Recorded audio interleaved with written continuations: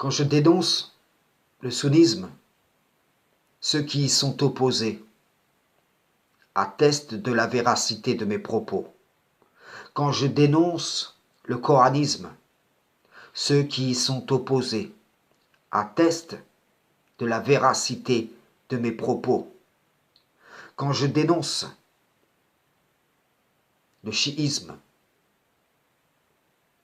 le christianisme, le judaïsme, la secte Ahmadiyya, le soufisme et toutes ces idéologies forgées sur le dos des parts de l'écriture, ceux qui y sont opposés attestent de la véracité de mes propos.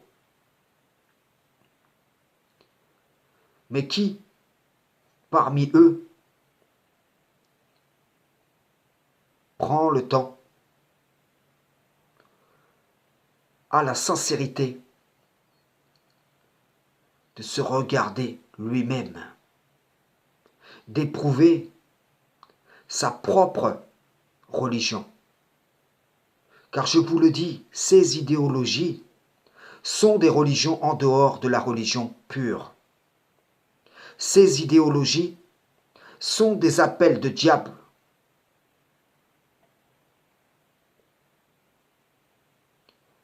Et via leur observance,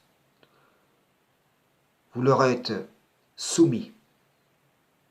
Voilà pourquoi Allah m'envoie vers vous, afin que vous abandonniez ces doctrines de démons et que vous reveniez à lui repentant.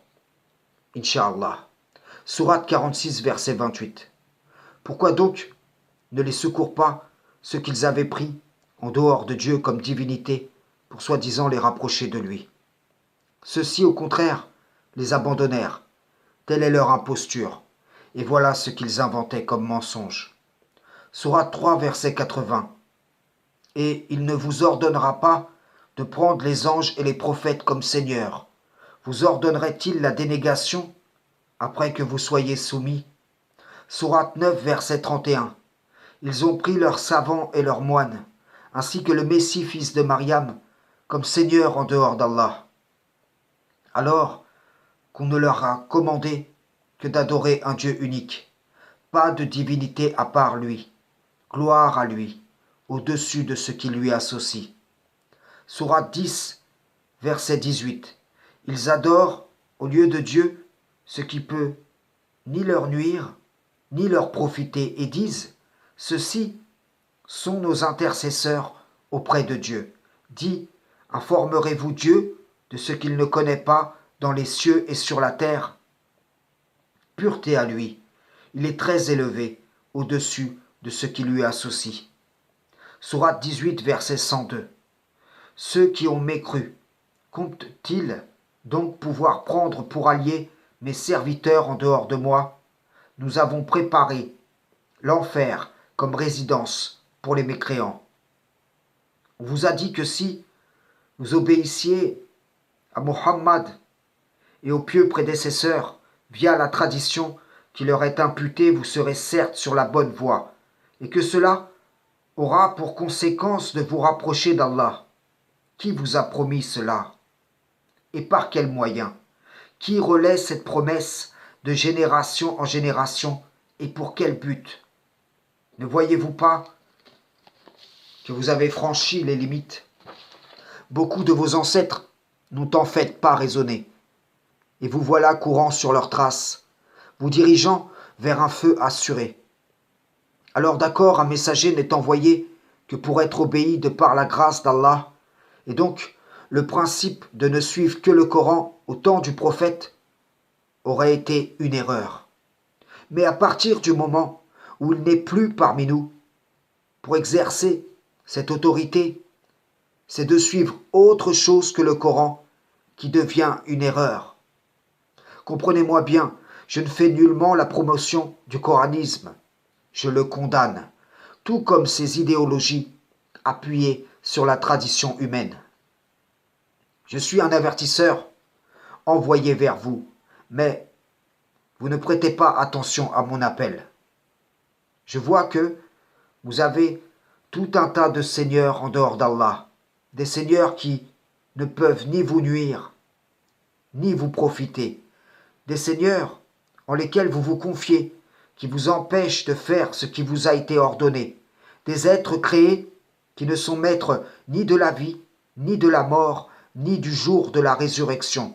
Pourtant, vous pensez pouvoir les prendre pour alliés en dehors du Créateur.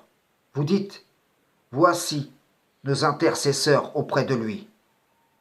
Je viens avec la religion de vérité, afin qu'elle triomphe sur toute autre religion, et quiconque se détourne de mon appel ne trouvera pas de chemin. On m'a dit, tu es certes fou, et moi je réponds, nous verrons qui a sombré dans la folie, qui s'est détourné, ou qui est dans son bon droit.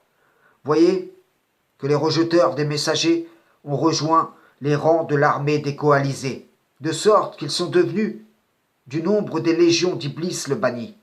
Pensez-vous que vous ajouteriez ou que vous retrancheriez quoi que ce soit au Créateur en repoussant ceux qu'il vous envoie? Allah se passe largement des mondes. Regardez comment il a laissé ceux qui ont rejeté Issa. Comment il a laissé ceux qui ont rejeté Muhammad. Et vous, pour la majorité qui avez rejeté Rachad Khalifa, je vous le dis, ne faites pas de distinction entre Allah et ses messagers. Ne cherchez pas un chemin intermédiaire entre la mécréance et la foi. On m'a dit, laisse-nous, nous ne croyons nullement à ton appel. Nous sommes de ceux qu'Allah agrée, nous ne serons nullement châtiés. Je réponds, attendez donc. Et moi aussi, je suis parmi ceux qui attendent.